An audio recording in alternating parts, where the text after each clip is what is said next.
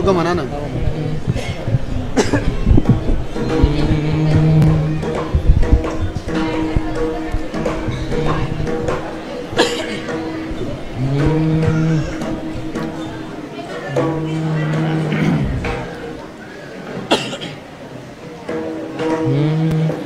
देवा तैसा करी उपकार, देवा तैसा करे उपकार, देवा तैसा करी उपकार, देवा तैसा करी उपकार, देवा तैसा करे उपकार, देवा तैसा करे उपकार, देवा तैसा करी उपकार, देवा तैसा करी उपकार, देहाचा विसर पाडी मज, देहाचा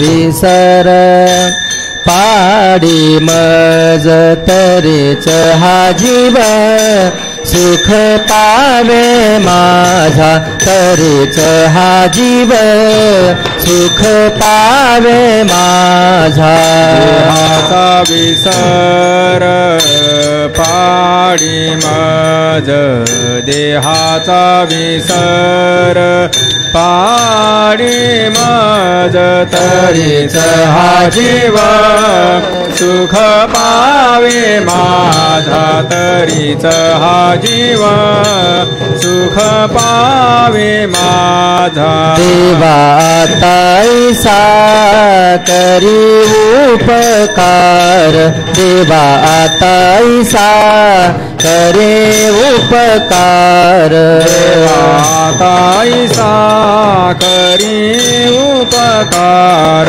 देवा तैसा करी उपकार, देहाचा विसर पाडी मज, देहाचा विसर पाडी मज, तरीच हा जीव सुख पावे माझा, तरीच हा जीव सुख पावे माझा, देहाचा विसर पाडी मज, देहाचा विसर पाडी मज, तरीच हा जीव सुख पावे माझा, तरीच हा जीव सुख पावे माझा, परदेशी राजा कळो आले,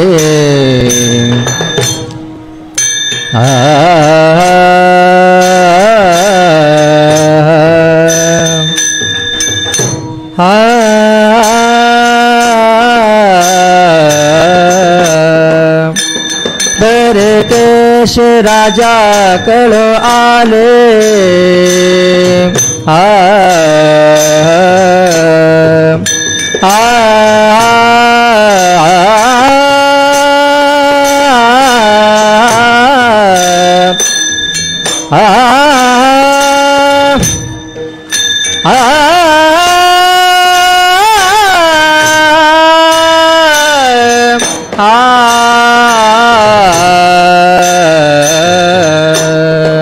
बरकेश राजा कळो आले, बरकेश राजा कळो आले, तरीच हा जीव सुख पावे माझा, तरीच हा जीव सुख पावे माझा, बरकेश राजा कळो आले,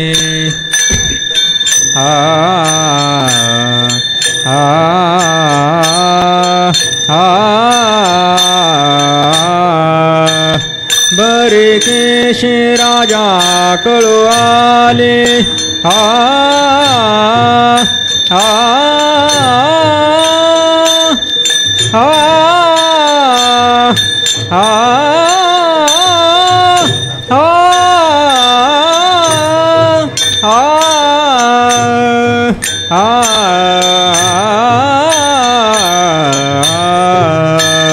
बरे केश राजा कळो आले बरे केश राजा कळो आले तरीच हा जीव सुख पावे माझा तरीच हा जीव सुख पावे माझा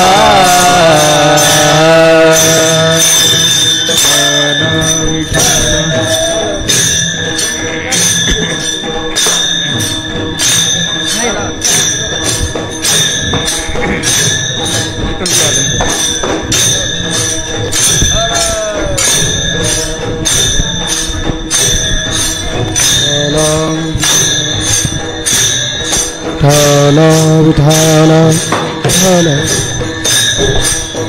विठाला विठाला विठाला विठाला विठाला विठाला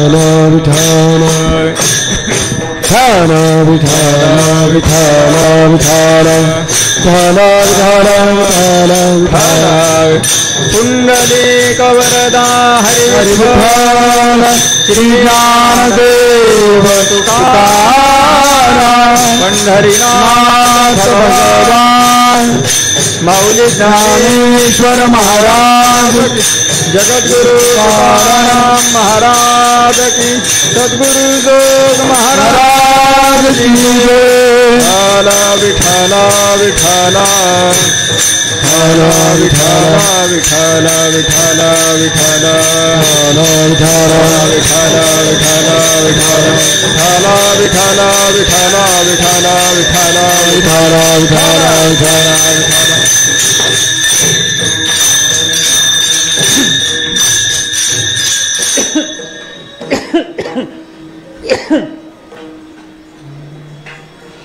देवा ताय साकरी उपकार देहाचा विसर पाडी मज तरीचा हा जीव सुख पावे माझा बरे केश राजा कळो आले ठावदी चित्ता राखे पायापाशी सकळ वृत्तीशी अखंडित आस भय चिंता लज्जा काम क्रोध तोडावा संबंध यांचा माझा मागणी ते कहेचे आहे आता नाममुखी संत संगदी तुका म्हणे नको वर पंग देवा तुका म्हणे नको वर पंग देवा घ्यावी माझी सेवा भाव शुद्ध तरीच हा जीव सुख पावे माझा बरे केश राजा कळो आले पांडुरंगा करू प्रथमा नमन पांडुरंगा करू प्रथमा नमन पांडुरंगा करू प्रथमा नमन पांडुरंगा करू प्रथमा नमन चरणा संतांचे विसरे चरणा संताची विसरे चरणा संताची आमच्या कृपादाने कथेचा विस्तार कृपादानी कथेचा विस्तार कृपादाने कथेचा विस्तार कृपादानी कथेचा विस्तार बाबाजी सद्गुरुदास तुका बाबाजी सद्गुरुदास तुका बाबाजी सद्गुरुदास तुका पांडुरंगा करू प्रथम नमन दुसरे चरणा संतांच्या त्यांच्या कृपादाने कथेचा विस्तारू बाबाजी सद्गुरुदास तुका देवा तायसा करी उपकार देहाचा विसर पाडी मज तरीचा हा जीव सुख पावे माझा बरे केश राजा कळो आले संत सम्राट भगवान ज्ञानोबाराय माऊली वैराग्य रागरसिक जगद्गुरु संत शिरोमणी श्री तुकोबाराय शांती ब्रह्म श्री संत एकनाथ महाराज महाराष्ट्रातील सर्व संतांची मांदियाळी वारकरी संप्रदायाचं परम आराध्य दैवत श्री पांडुरंग परमात्मा ह्या सर्वांच्या अलौकिक अकारण करून अद्भुत असीम अपूर्व अहेतुकी अशा दयेमुळं अनुग्रहामुळं तुम्ही आम्ही सर्व या चैत्र मासाच्या पावन पर्वामध्ये उत्तम हा चैत्र मास ऋतू वसंताचा दिवस असं ज्या पावन पर्वकालाचं वर्णन केलेलं आहे.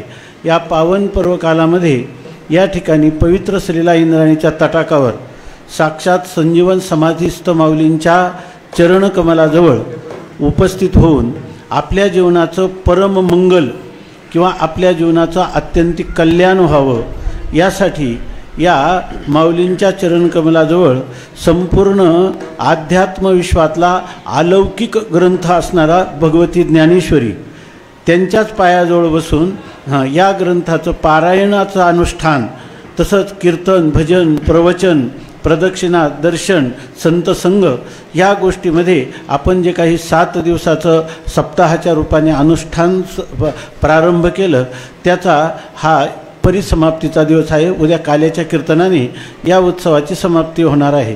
तेव्हा हे जे 7 दिवसाचं अनुष्ठान करायचं त्याच्यासाठी भगवान माऊलींनी त्यांच्या चरणाजवळ आपण आलो नाहीत, त्यांनी आपल्याला आणलं, आपल्याकडून हे अनुष्ठान करून घेतलं. आणि ही काही सामान्य गोष्ट नाही. तर या ठिकाणी प्रातस्मरणीय स्वामी म्हणत असत की इतर ठिकाणी हे जे साधन भजन आपण करतो आणि ह्या अलंकापुरामध्ये करतो तर इथं देव येऊनी होती पक्षी असा या भूवैकुंठ पंढरपूर त्याहुनी थोर महिमा या पांडुरंगे प्रसन्नपणे दिधले देणे या ज्ञाना अशा ह्या क्षेत्रामध्ये आपण आलो. आणि या क्षेत्रामध्ये येऊन भगवती ज्ञानेश्वरीच्या चिंतनाच्या द्वारा या ठिकाणी आपल्या जीवनाचं मंगल व्हावं यासाठी हे आपण करत आहोत. आपल्या जीवनामध्ये आपल्याला धन, मान, यश, कीर्ती, केवळ आयुष्य वृद्धी हे आपलं लक्ष नाही, की आपलं लक्ष आहे जेणे हे विश्व निर्मिलेले 21 महर्षी देवा ते संस्थापिले 21 स्वर्गा ते धरिले सत्ता मात्रे आपुल्या तो हा विठोबा निधान. ज्यांनी ह्या संपूर्ण जगताच्या उत्पत्ती, स्थिती आणि लयाचा कर्ता असणारा सर्वज्ञ आणि सर्वशक्तिमान ईश्वर, की ज्या ईश्वराच्या सत्तेनं हे सर्व चालत आहे. चाले हे शरीर कोणाचे सत्ते, कोण बोलविते हरिविन, देखवी ऐकवी एक नारायण, तयाचे भजन चुको नको. आपल्याला त्या परमात्म्याने हे जीवन दान दिलेलं आहे. जेणे हा देव दिला दान, जेणे हा देव दिला दान, तयाचे करीन चिंतन, तयाचे करीन चिंतन, जगजीवन नारायण, जगत जीवन नारायण, गायीन गुण तयाचे, तयाचे, गायीन गुण तयाचे, गायीन गुण तयाचे, जोया भिवरे जातीरी, जोया भिवरे जातीरी, जोया भीवर चातीरी, जोया भीवर चातीरी, जीव दिला दान, तयाचे करीन चिंतन, जगजीवन नारायण, गायीन गुण तयाचे,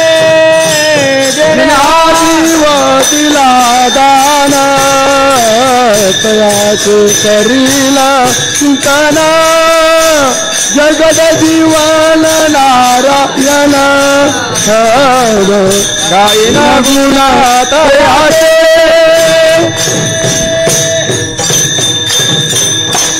जेणे हा जीव दिला दान, तयाचे करीन चिंतन, जगत जीवन नारायण, गायीन गुण तयाचे, जोया भिवरेच्या थिरी, कट धरोनिया करी, पाऊले समची साजिरी, अंतरी धरोणी राहेन.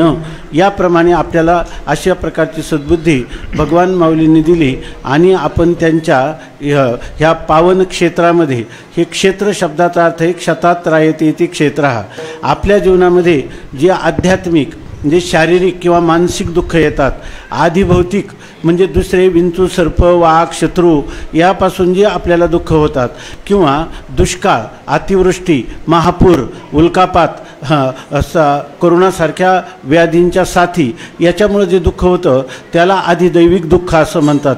तेव्हा ह्या सगळ्या 3 प्रकारच्या दुःखातून आपली मुक्तता व्हावी म्हणून आपण या ठिकाणी ज्ञानोबारायांच्या पायाजवळ आलो आणि या ठिकाणी त्यांनी आपलं 7 दिवस आरोग्य, आयुष्य ठेवलं आणि आपल्याकडून हे सर्व करून घेतलं.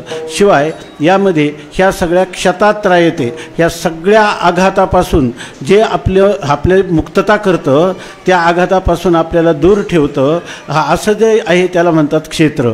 आणि हे परमपावन असणारं हे अलंकापूर क्षेत्र आहे. या क्षेत्रामध्ये केलेलं जे अनुष्ठान आणि दुसऱ्या ठिकाणी इथं स्वामी महाराज सांगायचे, इतर ठिकाणी 12 वर्षाचं केलेलं अनुष्ठान आणि आळंदीमध्ये केलेलं 3 दिवसाचं अनुष्ठान याची सुद्धा तुलना होत नाही. विठ्ठल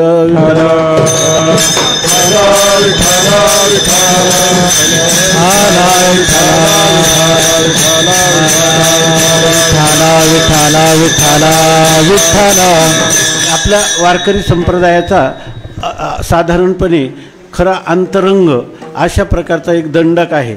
जो वारकरी झाला तर त्याच्या जीवनाची सुरुवात ही निष्काम कर्मापासून होते. म्हणजे निष्काम म्हणजे कोणती कामना करायची नाही आणि वाट्याला आलेलं कर्म हे भगवंताची सेवा म्हणून करत राहायचं. आपल्या गोरोबा काकांची ज्यांची आज पुण्यस्मरण आहे, समाधी सोहळा आहे, तर त्यांनी हेच केलं की त्या ठिकाणी मडके घडवण्याचं काम केलं. परंतु त्या सज्जन कसाई होता, त्यांनी मांस विकण्याचं काम केलेलं आहे.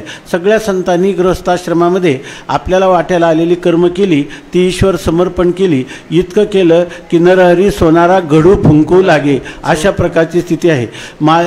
माळ्या त्यास खुरपू लागे अशा प्रकारचं, सजन मास कौसाया विकू लागे मांस अशा प्रकारची सर्वच्या सर्व कार्य ह्या भगवंतानी संतांची केलेली आहेत. या ठिकाणी मुलं उठविले कुंभाराचे अशी स्थिती आहे. या ठिकाणी हे सर्व करत असताना त्यांनी आपली भगवत भक्ती करत असताना भगवंताच्यापासून कोणत्याही प्रकारची अपेक्षा केली नाही. आपल्या कर्मापासूनही ह्या कर्माचा मी करणार आहे असा अभिमान धरला नाही. अमुक एक कर्माचं अमुक एक फल पाहिजे हेही अपेक्षा केली नाही. केवळ ईश्वर समर्पण बुद्धीनं तया सर्वात्मका ईश्वरा स्वकर्म कुसुमांची वीरा पूजा केलिया भोया अपारा तोषा लागी मग तिये पूजे रिझलेनी आत्मराजे वैराग्य सिद्धी देजे पसाय तया. ही वैराग्य सिद्धी, मोक्ष सिद्धी, गुरुप्राप्ती सिद्धी, ह्या समाधान सिद्धी, या सर्व सिद्धी ह्या निष्काम कर्म करणाऱ्याला, निष्काम उपासना भक्ती करणाऱ्याला अनुक्रमाने क्रममुक्तीच्या मार्गामध्ये प्राप्त होत असतात. आणि आपल्याला या ठिकाणी आपण आलो आणि त्या प्रकाराने हे अनुष्ठान आपण केलं. याच्यामध्ये कोणत्याही कर्म ह्याच्यापासून कोणतीही कामना किंवा इच्छा न करता केवळ आपल्याला भगवत प्राप्ती व्हावी.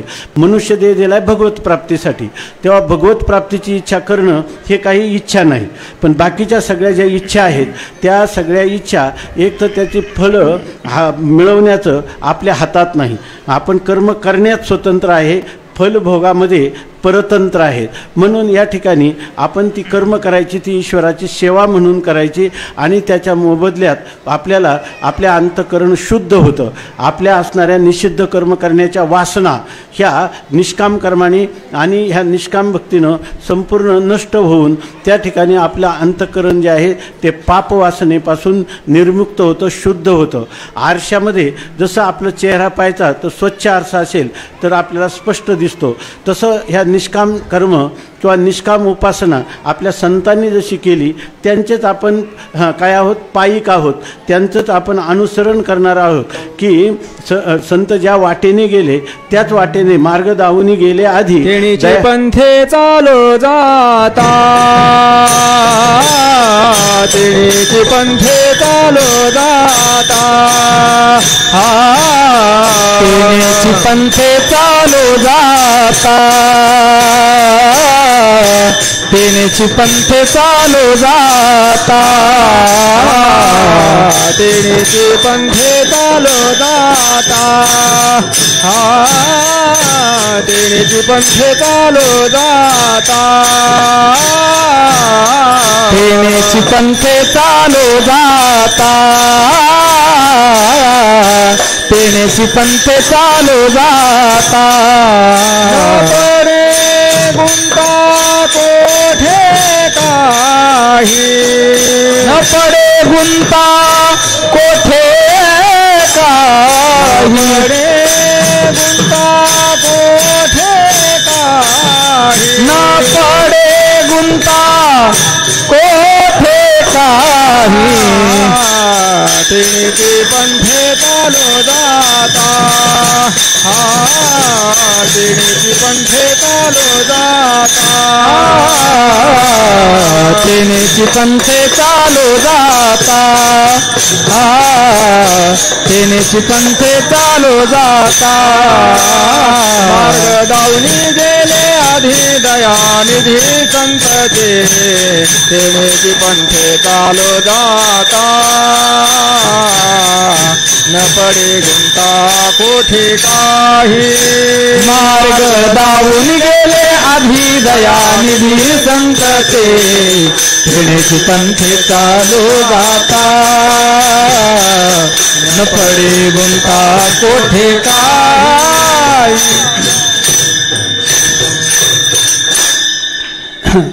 कित्येक शतक मैल शेकडो मैल दूर असणाऱ्या बुलढाणा परिसरात येऊन माऊलींनी आपल्याला आपल्या कुशीत ठेवलं. 7 दिवस निर्वेद असं जीवन, अनामय जीवन आपल्याला प्राप्त करून दिलं आणि त्याच्यात आपण श्वासोश्वास करतो एवढंच नाही म्हणून जिवंत ठेवलं असं नाही, तर आपले लोहाराचा भातासुद्धा श्वासोश्वास करतो पण उपयोग काहीच नाही.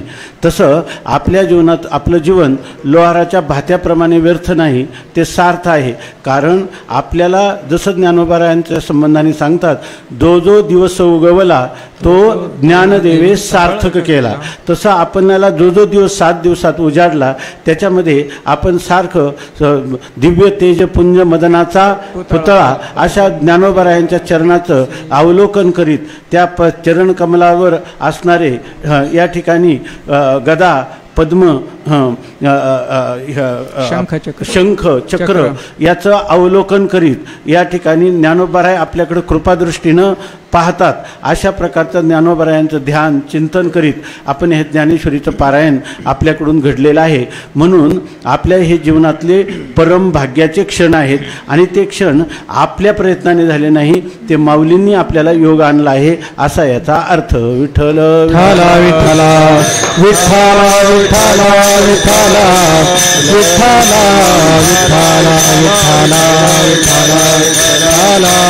आपलं चिंतन हे चाललं होतं की आजचा दिवस जो आहे तो जागरणाचा आहे. साधारणपणे मागणी परक अभंग या कीर्तनामध्ये घ्यावा असा अलिखित वारकरी संप्रदायाचा दंडक आहे.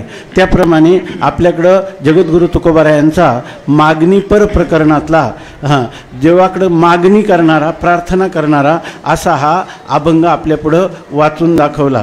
वास्तविक आत्ताच सांगितलं की निष्काम कर्म, निष्काम भक्तिप्रेम इथपासून जीवनाची सुरुवात आहे आणि त्याचा शेवट इथं झाला पाहिजे. नैष्कर्म्य दशा त्याला म्हणतात की ज्याच्यामध्ये काम नाही झालो पाहि रिकामा.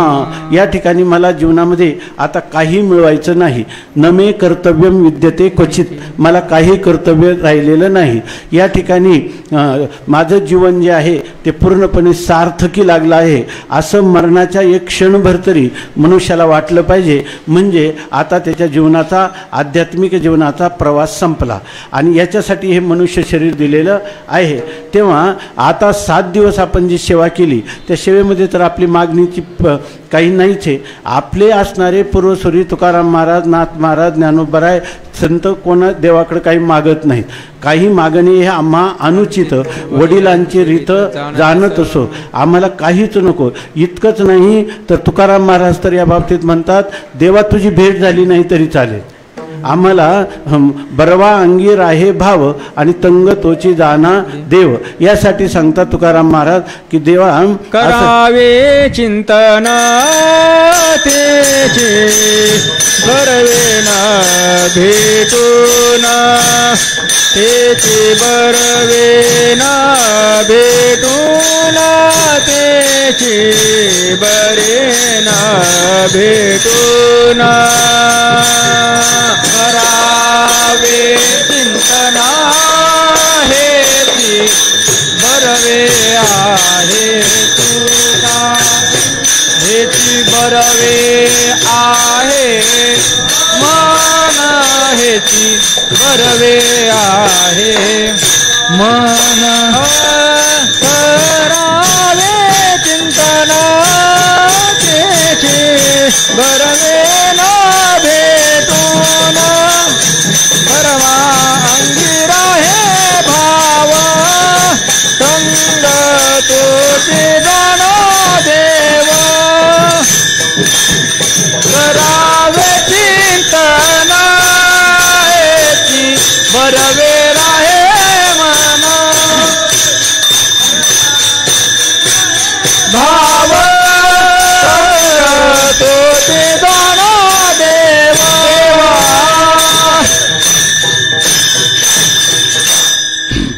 तुकोबाराय म्हणतात, देवा आम्ही तुझ्याकडे काहीच मागणार नाही.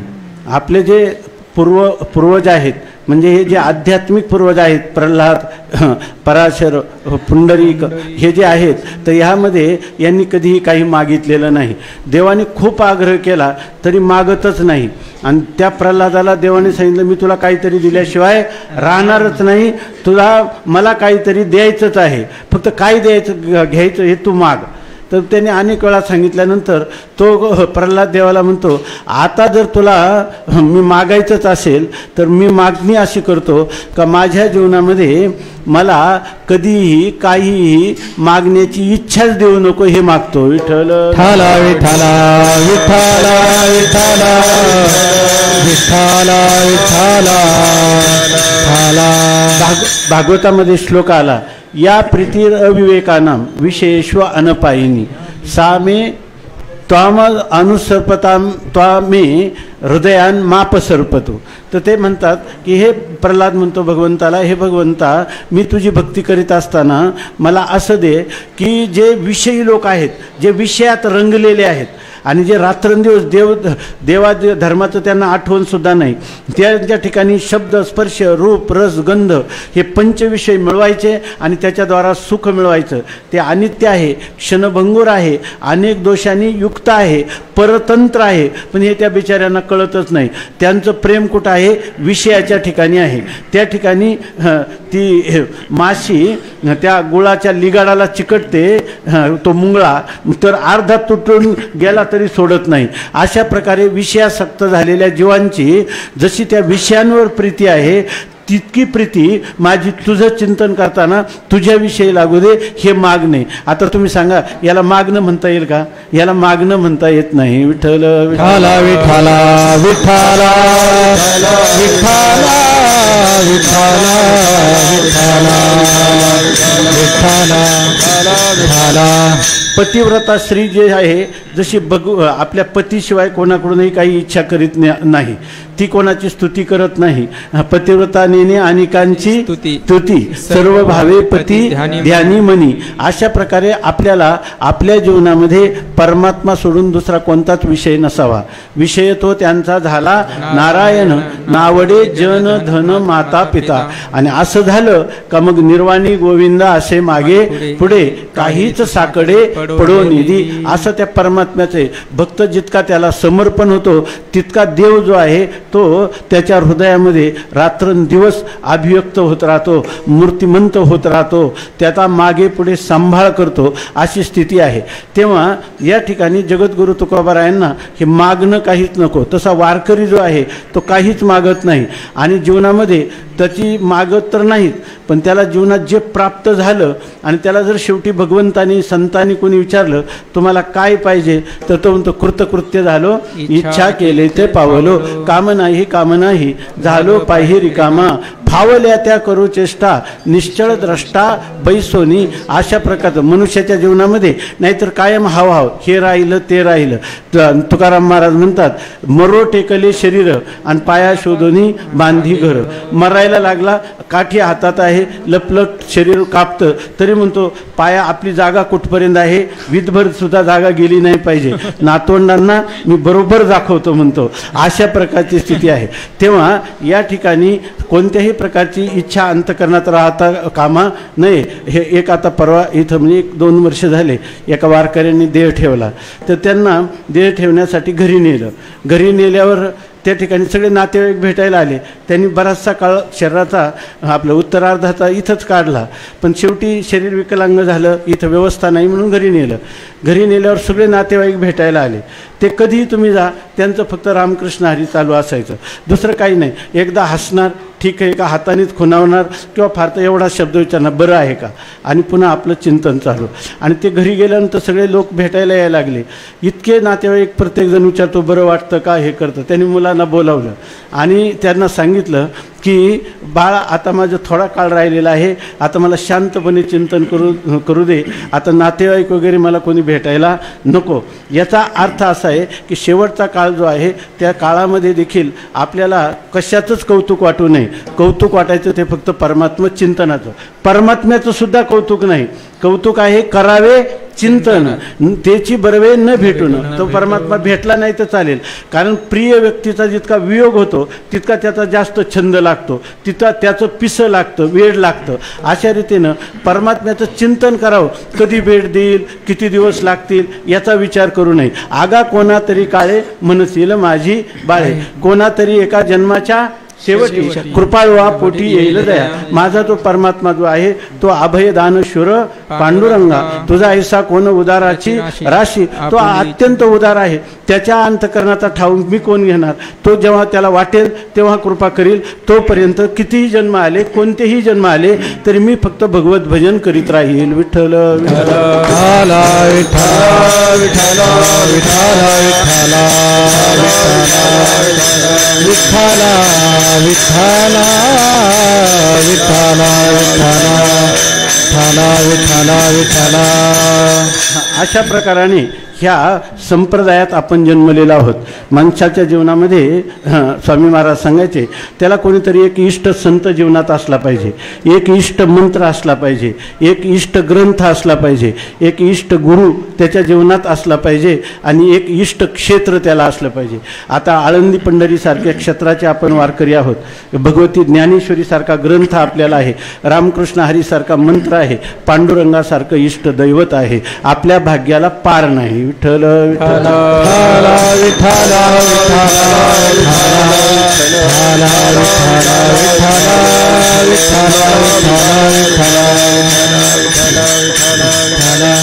जीवनामध्ये कल्पनाच रंगवायच्या झाल्या तर ज्या कल्पना कधीच सफल होत नाही त्या रंगवण्यात काय मी कोट्याधीश होईल. प्रारब्धाच्या अधीने अन्न आच्छादन हे तो प्रारब्धा अधीन. माणसं काय करतात, संसार जो आहे त्याच्यात सगळी शक्ती खर्च करतात, प्रयत्नाची पराकाष्ठा करतात, परंतु संसार हा प्रारब्धाने होत असतो आणि परमार्थ करावा लागतो. परमार्थात पुरुषार्थाला वाव आहे आणि संसारात प्रारब्धाला वाव आहे. पण माणसं काय करतात, भजन भोगाली भोगावरी आणि अकर्तव्य मनीधरी, अशा प्रकारची स्थिती आहे. तुम्ही का नाही हो, सगळ्या बुलढाणा जिल्ह्यातले परिसरातले लोक महाराजांच्या कृपाछत्राखाली इथं आले आणि तुम्ही का नाही आले. ते म्हणतात आमच्या प्रारब्धातच नाही. विठ्ठल विठ्ठल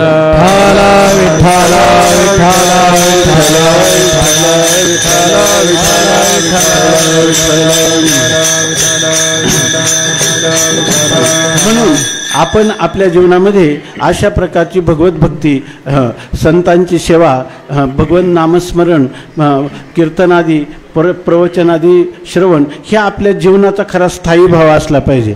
या ठिकाणी जे जे काय आपल्याला वेळ मिळतो तो वेळ भगवत भजनात जर घालवला तर जरी आपल्याला शरीर आहे, आता उद्या लोक सगळे आपण जाणार. स्वामी महाराज नेहमी एखादा सप्ताह झाला की लोक यायचे आश्रमात आणि जाताना लोक म्हणायचे की आत्तापर्यंत आम्हाला 8 दिवस कुठे गेले ते कळलं नाही, पण आता मात्र आम्हाला जायचं. तर आमच्या अंतकरणात खळबळ माजलेली आहे, आम्हाला एकदम उदासीन वाटत आहे. का बरं, तर या ठिकाणी आम्ही आळंदीत होतो तेव्हा आम्हाला कधी घराची आठवणसुद्धा आली नाही. पण आता घराकडे जायचं म्हटलं की तिथं काय आहे, ज्या अर्थी तुकाराम महाराज म्हणतात बहुत जाचलो संसारे माया मोह जाळाच्या विखारे, किंवा म्हणून रुसलो संसारा सर्प हा विखार पांढरा, तुझशी अंतर रे दातारा या दावेदारा निमित्त. अशा प्रकारची स्थिती आहे. येणीमध्ये भोगविल्या खानी नसता छंद लाविला मनी, माजलो मी माझे भ्रमणी झाली बोडणी विटंबना. असा हा संसार. आणि त्या संसार दुःखात जायचं आम्हाला जरा कसंसं तरीच वाटतं. स्वामी महाराज म्हणायचे, अरे तुमचं शरीर संसारात जाईल, पण त्या गोपींचं सगळं शरीर संसारातच होतं, परंतु मन हे गोविंदी आणि देह काम करियो. मन परमात्म्याला लागतं. परमात्मा हा चित्त चोर आहे, तो वित्त चोर नाही. तेव्हा तुम्ही कुठेही असले, देह असो माझा भलती ठाई, कोणत्याही शहरात कुठेही तुमचं शरीर असलं, तुमचं शरीर कोणत्या देशात राहायचं, कोणत्या कालात मरायचं, कधी सुखदुःख प्राप्त व्हायचे, कधी तुम्हाला धनमान प्राप्त व्हायचं, ह्या सगळ्या गोष्टी ठरवून गेलेल्या आहेत. या ठिकाणी स्वामी महाराज सांगायचे, एखादा नट जो असतो तर तो काही नाटक करताना त्याचे फोटो काढतात आणि तोच त्या फोटो पाहायला लागला तर त्याला तो नृत्य करीत होता, नाचत होता. त्या नाचताना तो पाहायला लागला मी कसा नाचलो. त्याच्या लक्षात आलं की हा हातवारे करताना हात खांद्यापर्यंत घेतला, तर जो डोक्यापर्यंत नेला असता तर आपलं नृत्य अनेक शोभलं असतं. आता हातात नाही, फिल्म काढलेली आहे, बटन दाबलेलं आहे, फक्त बघत राहायचं. तसं आयुष्याच्या शेवटपर्यंत आपल्याला हे सुखदुःखाचे ढग येतील आणि जातील, त्याचं फक्त प्रकाशन करायचं, पाहत राहायचं, द्रष्टाभावामध्ये साक्षीभावामध्ये स्थित व्हायचं, त्याच्यात बदल करण्याचा प्रयत्न करायचा नाही. करायचंच काय तर आपलं असणारं जे देवाने दिलेलं शरीर आहे, काया आहे, वाणी आहे, मन आहे, बुद्धी आहे, ते नेत्रेंद्रिय आहेत, स्पर्शनेंद्रिय आहेत, आपल्याला जे दिलेलं रसनेंद्रिय आहे, हे सर्व परमार्थामध्ये त्या ठिकाणी वेच करायचं. आणि हे करत असताना या ठिकाणी मन हे गोविंदी आणि देह काम करियो, अशा प्रकारची युक्ती तुम्ही घेऊन जा. स्वामी महाराज तर फार सांगायचे. मी आता आपला वेळही कमी, थोडक्यात सांगतो की या ठिकाणी जरी तुमचं शरीर आळंदीमधून गेलं तरी तुम्ही मन या ठिकाणी ठेवू शकता. दररोज सकाळी तुम्ही उठल्यानंतर जे काही पूजा करता त्या मानस पूजेचा एवढाच जरी विषय ठेवला की मी आता इंद्रायणीचं स्नान करून हैबत बाबाच्या पायरीचं दर्शन करून आतमध्ये माऊलीच्या मंदिरात प्रवेश करीत आहे, शेजारी हनुमंतरायांचं मी दर्शन करीत आहे, इकडं गरुडाला प्रार्थना करतो, हैबत बाबांना प्रार्थना करतो, नाथपाराचं दर्शन करतो, मध्ये जाताना ज्ञानोबरायांचं चिंतन करीत समाधीजवळ जातो, बाहेर त्या ठिकाणी ठेवलेला मुकुट पाहतो, गणेशाचं दर्शन करतो. त्याच्यानंतर मी सकाळी इंद्रायणीला सर्व विश्वातल्या पावन नद्यांच्या रूपाने त्याचं स्नान केलेलं आहे. मी आता या ठिकाणी अन्नपूर्णा मातेचं किंवा मुक्ताईचं दर्शन करतो, भगवान सिद्धेश्वराचं दर्शन करतो, आजान वृक्षाचं दर्शन करतो, प्रार्थना करतो, या ठिकाणी पालखीचं दर्शन करतो. आणि हे सगळं चिन्मय चैतन्यमय या ठिकाणी ज्ञानोबाराय माझ्याकडं कृपादृष्टीने पाहतात. अशा प्रकारचं चिंतन केलं तर स्वामी महाराज म्हणायचे, काही लोक म्हणायचे की आम्हाला असं वाटतं की आळंदीतच एखादी खोली घ्यावी आणि इथंच राहावं, म्हणजे आळंदीतच घर करावं. स्वामी महाराज म्हणायचे, आता आम्ही आळंदीत राहतो, आळंदीत घर करण्यात काही पुरुषार्थ नाही. त्या ठिकाणी आपल्या हृदयात जर आळंदी नसेल आणि आपलं शरीर जर आळंदीत असेल तर त्याचं विशेष महत्त्व नाही. आपल्या संप्रदायामध्ये महिन्याचा वारकरी किंवा वर्षाचा वारकरी याला मिळणारं पुण्य हे क्षेत्रात वास करणाऱ्यांपेक्षा मोठं सांगितलेलं आहे. कारण क्षेत्राचं असं आहे की अन्य क्षेत्रे कृतम पापम, आपल्या आयुष्यात जेवढे पाप घडले असतील तर तीर्थक्षेत्रे विनश्यती, या तीर्थक्षेत्रात एक इंद्रायणीचं स्नान केलं का हजारो कोट्यावधी कल्पातल्या जन्मांचा पापाचा नाश होतो. परंतु तीर्थक्षेत्रे कृतम पापम, या क्षेत्रात जर पाप घडलं तर वज्रलेपो भविष्यती, ते वज्रलेप पाप होत असतं, त्याचा परिहार होत नाही. तेव्हा स्वामी महाराज म्हणायचे की तुम्ही जर गावी चालले ना तर गावी तुम्ही नियम ठेवा. मी माऊलींचं दररोज समाधीचं दर्शन, आमचे एक मित्र आहे ते महिन्याच्या वारीला येतात, त्यांना म्हटलं तुम्हाला गेल्यावर जरा वाईटच वाटत असेल, इथं आल्यावर आनंद होत असेल. ते म्हणजे मला काय आनंद होत नाही, कारण मला वाटतच नाही की मी माऊलीपासून दूर असतो म्हणून. विठ्ठल विठ्ठल विठ्ठला विठ्ठला विठ्ठला विठ्ठला विठ्ठल विठ्ठल विठ्ठल विठ्ठल विठ्ठल. स्वामी महाराज म्हणायचे, अरे तुम्ही एवढे लोक एका एका घरातले मिळून इथे या ठिकाणी आले, अनुष्ठान केलं, तर आता तुम्ही इथं राहिलं तर तुमचा उद्धार होईल. हां, आळंदीत घर केलं, पण तुम्ही जा आणि तुमच्या घराचीच आळंदी करा. विठ्ठल विठ्ठल विठ्ठल विठ्ठल विठ्ठल विठ्ठल विठ्ठल विठ्ठल विठ्ठल. तेव्हा आपल्या ह्या अनुष्ठानाची पूर्णता झालेली आहे आणि त्या निमित्ताने आपण भगवंताच्या समोर बसून या ठिकाणी ज्ञानोबरायांच्या सत्तेतून देवाकडं पांडुरंगाकडं तुकाराम महाराज मागणी करतात. आणि ती मागणी जी तुकाराम महाराज करतात की आता हा आपला निरोप समारंभाचा दिवस आहे. आज माऊली आपल्याला निरोप देतात आणि निरोप देताना म्हणतात तू माग असं आपल्याला म्हणतात. माऊली आणि पांडुरंग दोन नाही, त्या ठिकाणी तोची अवतार धरी अलंकापुरी ज्ञानाई सुंदरी तारावया अशा प्रकारची स्थिती आहे. तेव्हा ज्ञानोबारायांच्याजवळ तुकोबारायांच्या जे काही वाणी आहे ती बाहेर पडत आहे. तर त्या निमित्ताने आपण त्याच अभंगाच्या माध्यमातून अभंगाच्या प्रथम चरणात जगद्गुरु तुकोबाराय मागणी करतात. देवा आता ऐसा करी उपकार, देवा आता ऐसा करी उपकार, देवा आता ऐसा करी उपकार, देवा आता ऐसा करी उपकार, देवा आता ऐसा करी उपकार, देवा आता ऐसा करी उपकार, देवा आता ऐसा करी उपकार, देवा आता ऐसा करी उपकार, देहाचा विसर पाडी मज, देहाचा विसर पाडी मज, देहाचा विसर पाडी मज, देहाचा विसर पाडी मज, देहाचा विसर पाडी मज, देहाचा विसर पाडी मज, देहाचा विसर पाडी मज, देहाचा विसर पाडी मज, तरी सहा जीव सुख पावे माझा, तरी सहा जीव सुख पावे माझा, तरी सहा जीव सुख पावे माझा, तरी सहा जीव सुख पावे माझा, तरी सहा जीव सुख पावे माझा, तरी सहा जीव सुख पावे माझा, तरी सहा जीव सुख पावे माझा, तरी सहा जीव सुख पावे माझा.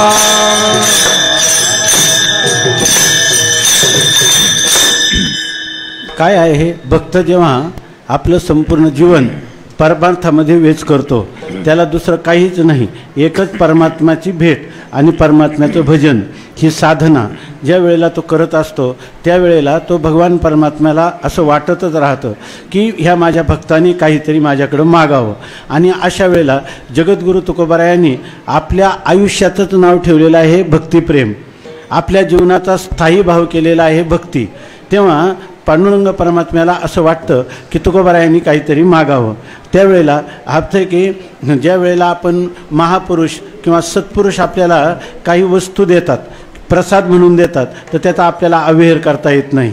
इतर लोकांचं आपण अवेअर करू शकतो. स्वामी महाराजांच्याकडे एक आजी यायची, आणि ते स्वामी महाराज पैशाला स्पर्श करत नव्हते, पण ते म्हणायचे आज मी हे एवढे 8 आणे हे तुमच्या समोर ठेव म्हणायचे. तेव्हा ते का तर ते म्हणे ती इतकी भाविक आहे आणि ती इतकी सेवाभावी आहे आणि माझ्यापेक्षा ती वयाने जास्त आहे. मला लहान असताना तिनं खांद्यावर याच्यावर खेळवलेलं आहे, तर तिचा प्रसाद म्हणून आता 4 आणे ठेवून घ्या. विठ्ठल विठ्ठल विठ्ठल विठ्ठल विठ्ठल विठ्ठल विठ्ठल विठ्ठल. भगवान जेव्हा प्रसाद रूपाने भक्ताला देतो तेव्हा त्याला नाही म्हणवत नाही. आणि अशा वेळेला तो जी प्रार्थना करतो, देवा हे देवा आता म्हणजे याचा अर्थ आहे आता म्हणजे पहिलं काही घडलेलं आहे त्यानंतर. म्हणजे मी जेव्हा रात्रंदिवस अनेक जन्मांतरी तुझाची अंकिला करोनी विठ्ठला दास ठेवी या न्यायाने भक्ती केली आणि त्या भक्तिप्रेमापोटी इथं माझं जसं तुझ्यावर अपार प्रेम आहे त्या अपार प्रेमाच्या पोटी तुकोबारायांना काहीतरी द्यावं असं तुम्हाला देवाला वाटतं. तेव्हा म्हणतात की आता या तू म्हणतच आहेस तर आता यानंतर हे देवा याचा अर्थ देव म्हटलं की ते अलौकिक सर्वज्ञ सर्व शक्तिमान असणारा, कर्तुम अकर्तुम अन्यथा कर्तुम शक्तिमान संपन्न असणारा, ह्या जगताचा उत्पत्ती स्थिती आणि सांभाळ लय करणारा असा सर्व शक्तिमान असणारा परमात्मा तू आहेस. त्यामुळे तुला आलं तर काय तुझा अवघे होऊ येते. तू काय करू शकणार नाही. तू या सगळ्या ब्रह्मांडाचा धनी किंवा स्वामी किंवा मालक आहे. या ठिकाणी तुझं काय तुझं करिता नव्हे काय, बरोबर का, तुझं करिता होय ऐसे काय नाही, काय नव्हे करिता तुझं नाही दुसरं करिशील तरी नव्हे काही, राईचा डोंगर पर्वत राई आपुले करुणेची साई करीव आई मजवरी. या तुला काय करता येत नाही, तू सर्व काही करू शकतो. तेव्हा असा तू देव आहेस, अलौकिक शक्ती संपन्न आहेस. तेव्हा हे परमात्मन आता आईसा उपकार करी, माझ्यावर उपकार कर. उपकार शब्द याचा अर्थ आहे आपण त्याच्यावर केलेले जे काही त्याचे भजन आहे त्या भजनाच्या मोबदल्यामध्ये तो परमात्मा आपल्याला काही देत आहे, तेव्हा त्याला म्हणतात तो उपकार कर. उपकार शब्द असे उप म्हणजे जवळ आणि कृ करोती ना करणं असा अर्थ आहे. तोच परमात्मा आपल्या हृदयात राहतो. उप म्हणजे हृदयामध्ये जवळ, सर्वात जवळचं राहण्याचं परमात्म्याचं साधन काय, आपलं हृदय. हृदय याचा अर्थ हे मांसाचा पिंड छातीमध्ये ते हृदय नाही. आपलं मन, सर्व शरीरातल्या कणाकणात व्यापलेलं मन हेच खरं हृदय आहे. आणि त्या मनामध्ये, त्या चित्तामध्ये, त्या बुद्धीमध्ये तू राहा, वास कर आणि मला उप म्हणजे सान्निध्यात राहून माझ्या जीवनामध्ये परावर्तन कर. आणि ते परावर्तन करण्यासाठी तू मला जे सहाय्य करशील त्यालाच म्हणतात देवा आता ऐसा करी उपकार. भगवान तुकोबारायांच्या मुखाकडे अवलोकन करायला लागले. आता तुकाराम महाराज म्हणतात, मागतात, काय मागतात तर ते म्हणतात देवा आता ऐसा करी उपकार, तर कर काय तर देहाचा विसर पाडी मज. या ठिकाणी मला माझ्या देहाचा पूर्णपणे विसर पडू दे. याचा अर्थ बघा, तुकाराम महाराजांनी दुसरं काहीच मागितलं नाही या ठिकाणी. नाहीतरी ज्या गोष्टी नश्वर आहेत, क्षणभंगूर आहेत, अशा गोष्टी मागून काय उपयोग आहे. मागायचं तर देवाकडं असं मागायचं की या ठिकाणी आपल्या ह्या जन्ममरणाची परंपराच खंडित झाली पाहिजे, हा आपला शेवटचा जन्म झाला पाहिजे, पुन्हा काही मागण्याची इच्छाच राहिली नाही पाहिजे. अशा प्रकारचं काहीतरी मागावं. स्वामी महाराज विनोदाने सांगायचे की आपला वेश बदलून शिवाजी महाराज आपल्या प्रजेचं कसं चाललं हे पाहण्यासाठी त्या ठिकाणी फेरी घालत असत. एक दिवस सकाळीच ते उठले आणि घोड्यावर बसून सातारा जिल्ह्यातल्या एका खेड्यामधून चालले आणि त्यांना ताण लागली. तेव्हा अंगणात एका शेतकऱ्याचा मुलगा खेळत होता. त्याला त्यांनी बोलावलं, म्हणे बाळ मला एक तांब्याभर पाणी आण. तो गेला, तांब्याभर पाणी आणायला गेला. आईला सांगितलं. अरे आई म्हणले इतक्या सकाळी पाणी कसं काय मागितलं त्यांनी, याचा अर्थ त्यांना भूक पण लागली असेल. तिनं तव्यावरची गरम भाकरी आणि चटणी दिली. शिवाजी महाराजांनी ती त्या घोड्यावर बसूनच खाल्ली आणि त्यांना सांगितलं तुझ्या आईवडिलांना बोलून घे. ते वडील, आई कामात होती, वडील आले आणि त्यांनी सांगितलं तुझ्या घरामध्ये अतिथी देवो भव, माझी काय परिचय नसताना मी पाणी मागितलं तरी जेवण दिलं. त्यामुळं मी इतका प्रसन्न आहे की तुला जे लागेल ते माग. तर त्यांनी सांगितलं, स्वामी महाराज विनोदाने सांगायचं, ते म्हणे काही लागत नाही, आम्ही एकदम सुखी आहे, आम्हाला काही लागत नाही, पण माझं काय झालं आहे, तंबाखूबरोबर खाण्याचा चुना संपला आहे. तेव्हा का तिकडच्या साताऱ्याची भाषा आहे, वाईत चुना दे म्हणे असं सांगतं. म्हणून आजही सांगतात की त्या सांगली की सातारा जिल्हा आहे, तर त्या जिल्ह्यामध्ये त्या गावाचंच नाव चुनेगाव दिले. विठ्ठल विठ्ठल विठ्ठल विठ्ठल विठ्ठल विठ्ठल विठ्ठल विठ्ठल विठ्ठल विठ्ठल विठ्ठल. जगद्गुरु तुकाराम महाराज असं मागतात की पुन्हा काही मागण्याचे राहता कामा नये. आणि ते मागणं कोणतं आहे, तर देहाचा विसर पाडी मज. पहिली मागणी, मागण्याचा क्रम असतो. जसं पक्वान्न ताटात त्याचं निवारण कोण करील, कसं करील, यासाठी काय साधन भजन केलं पाहिजे, अशा प्रकारचा विचार केला तर त्या विचाराने माणसाला परमार्थाचा प्रवास लवकर गाठता येतो. विठ्ठल विठ्ठल विठ्ठल विठ्ठल विठ्ठल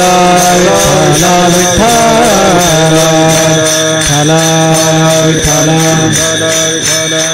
पहा, तुकोबाराय सांगतात, देहाचा विसर पाडी मज. मला ह्या देहाचा विसर पडू द्या. आपल्या लोकांना देहाचा विसर पडावा असं नाही वाटत आपल्याला. रात्री झोपतानाच लहान मुलगा अभ्यास करता करता झोप येते त्याला, आणि तो आईला म्हणतो, आई मला लवकर उठव.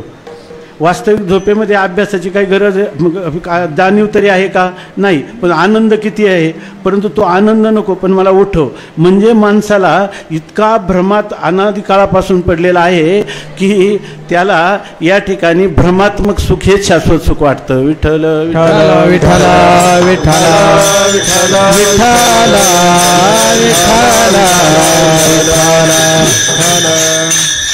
माणसाचा अनुभव आहे ना, त्या अनुभवाचा आपलाप किंवा निषेध करता येत नाही आपल्याला. सगळ्यांना इथं कोणी पहा, इथं भिकारी झोपला, राजा झोपला किंवा एखादा रोगी झोपला, तर झोपेतला आनंद कोणाचा जास्त आहे कोणाचा कमी आहे सांगा? गाढ झोपेमध्ये सगळ्यांना सारखाच आनंद आहे. आता तिथं विशेष घडलंय काय, फक्त देहाचा विसर नाही. विठ्ठल विठ्ठल विठ्ठल विठ्ठल विठ्ठल विठ्ठल विठ्ठल विठ्ठल विठ्ठल विठ्ठल विठ्ठल. मग तुम्ही जर दुसरं साधन जर काय असेल तर शरीर, त्याला म्हणतात कारण शरीर. आता असं आहे, थोडक्यात सांगतो, जेवढं आपल्याला आकलन होईल किंवा मला यथाशक्ती सांगता येईल थोडक्यात सांगण्याचा प्रयत्न करतो. हे 3 शरीरं माणसाला असतात, एक स्थूल शरीर, एक सूक्ष्म शरीर आणि एक कारण शरीर. आपल्याला बघा, एखादा मनुष्य मरण पावला की आपण रडायला सुरुवात करतो, जन्म आला की आपण हसायला सुरुवात करतो, आनंद उत्सव साजरा करतो. याचं कारण काय, त्याला हे स्थूल शरीर प्राप्त झालेले, 3.5 हाताचं शरीर. तेव्हा जन्म कोणाला आला, ह्या स्थूल शरीराला, आणि मृत्यू कोणाला आला, सूक्ष्म स्थूल शरीराला. आणि त्या स्थूल शरीराचं मरण हे आपलं मरण आपण समजतो, त्यामुळं मरताना आपली माशासारखी तडफड होते. तर ते शरीर मी आहे किंवा ते शरीर माझं आहे. त्या स्थूल शरीराला मी म्हटलं की तुम्हाला स्थूल शरीराच्या जन्म मरणाचं भय हे कायमचं तुमच्या पाठीमागं लागलं. आईच्या उदरात कोण हे स्थूल शरीर तयार होतं आणि चितेमध्ये कोण जळतं, हेच जळतं. तेव्हा त्या स्थूल शरीराला मी म्हटलं की मी देह म्हणता ब्रह्महत्या कोटी येऊन या पाठी थापटिती. या ठिकाणी त्याला या स्थूल शरीराला मी म्हटलं का जन्म मरणाचं भय त्याच्या पाठीमागं लागलं. आता त्याच्या आत असणारा जो सूक्ष्म शरीर आहे, ज्याला मन म्हणतो आपण किंवा अंतःकरण म्हणतो, त्या अंतःकरणाच्या ठिकाणी सुख दुःख कर्तृत्व, मी करता आहे, मी ह्या कर्माचा फलभोगता आहे, अशा प्रकारचा जो अभिमान आहे तो हे जे धर्म आहे ते सूक्ष्म शरीराचे आहेत. म्हणजे ते सूक्ष्म शरीर जे असतं त्या सूक्ष्म शरीराचे धर्म हा